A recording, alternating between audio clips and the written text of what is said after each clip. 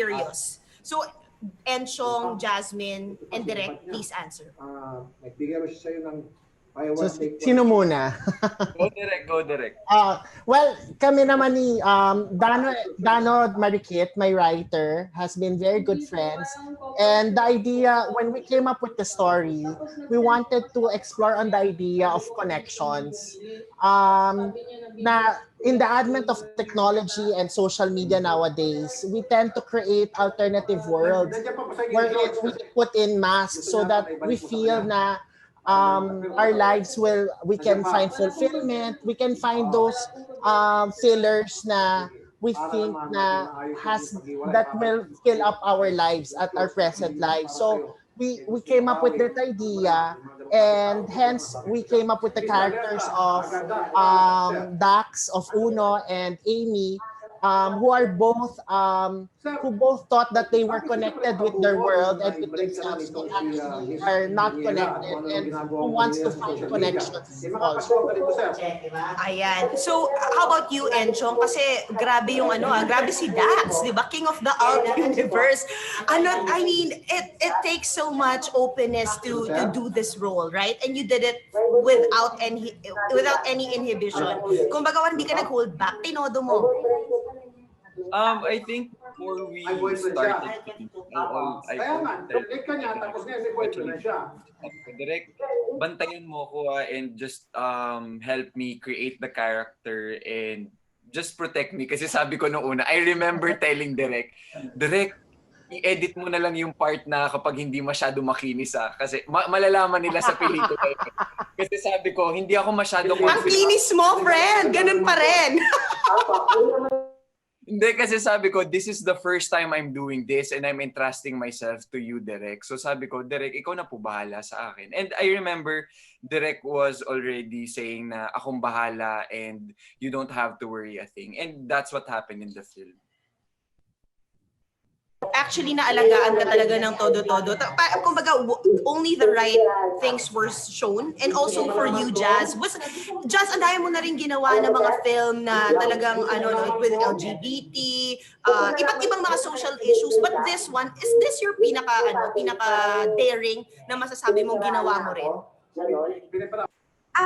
Probably yes. Well, I think it's the first one that really touches on real love, yung relationship love, ina-explore ng character. Whereas majority of the characters I've portrayed before, they've mainly been love for family, or hindi ko din discredit yung love story nung Baka Bukas. Pero kasi I feel like that was also a story of finding individuality with your coming to terms of your identity. So, ito kasi, it's two people exploring that world, and yung mga ginawa ni Amy, there are things I've never done before on TV or on film, and it's just new. And I think it's like when you grow up or when you experience something for the first time, it felt like that, na parang, wow, so this is what it feels like.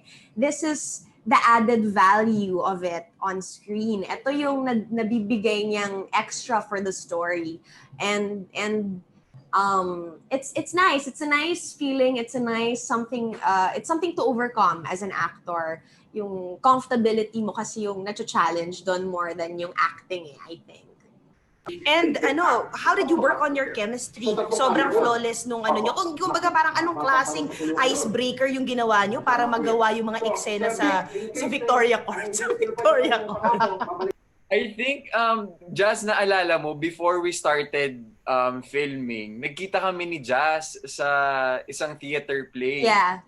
That was the first time na actually nag-usap kami ng matagal because, syempre, before in passing, magkikita kami sa mga events, pero na-realize ko, hindi talagang kailangan namin, we have to work on the friendship and the connection. But it just happened. It happened so smoothly. Chong kasi also has this very enigmatic personality. He's really so he's charged with energy and happiness and good energy, like really genuine good energy. So whenever may kausap siyang tao, like feeling ako the first time I spoke to him, I was nervous because it's the first time you're really, sharing a conversation.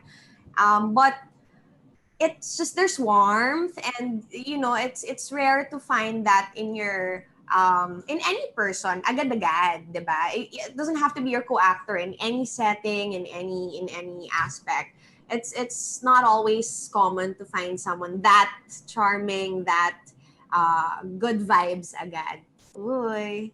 It's true though. It's true. Naalagaan mo daw si Jasmine. Pero direct eto, pattern ba si Dax tsaka si Ruby sa totoong mga tao, 'di ba? Meron ka bang mga case study na ginawa para ma-achieve yung kumbaga yung kompleto at konkreto, pati yung mga jargon sa outer world kompletong-kompleto, parang wow, ano 'yon? Ngayon ko lang narinig 'yon, pero siya, factual.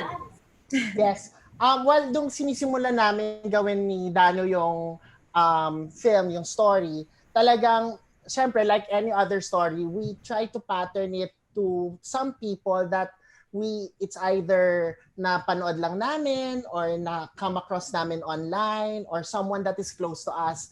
That's why my writer and I did some interviews with some close friends and other outer personalities. I don't want to mention na lang kung sino, pero I know my writer did some research also, so that at least mas authentic at mas talagang mahihimay yung ano ba yung nararamdaman ng isang tao who created an outer universe for himself.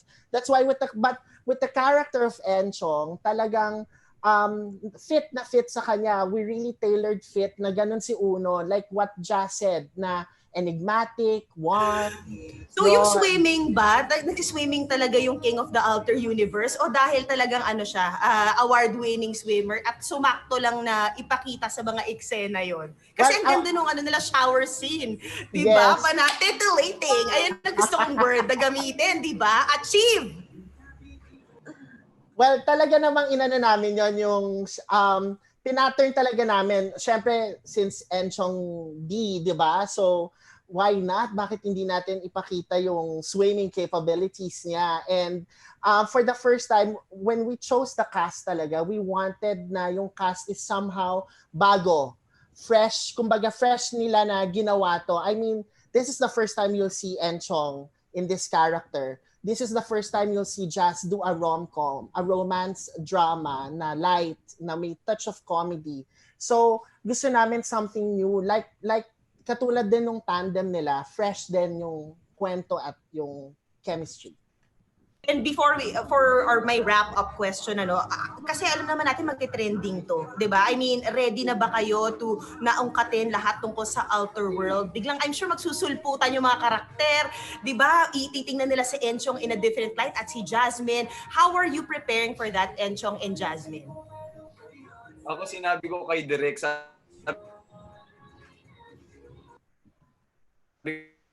because sa team ko, yung certain plan na tinutukoy ko will be all over the internet. Wait, Enchong, can you repeat that? Sorry, nag-freeze ka a bit. Sabi ko lang kanila direct na I think yung first part ng pelikula will be all over the internet. So sabi ko, ini-embrace ko na mangyayari sa akin. True, mga screenshot na ito. How about you, Jazz? I think naman I'm really curious lang to see how, more than the outer world, everyone reacting to it and finding some kind of similarity. Kasi the outer world is not just focused on that one aspect of, being sexual or anything like that. It's also just like what Amy was saying, we've seen the film and she said it's for her to release her emotions or, feelings. And some of us, I'm sure most celebrities have, alter Instagram accounts or Twitter accounts or whatnot. I'm sure we have that, but it's different with everyone. So I'm interested to hear how similar it becomes for everyone because of this film. All right. Thank you so much, guys. Great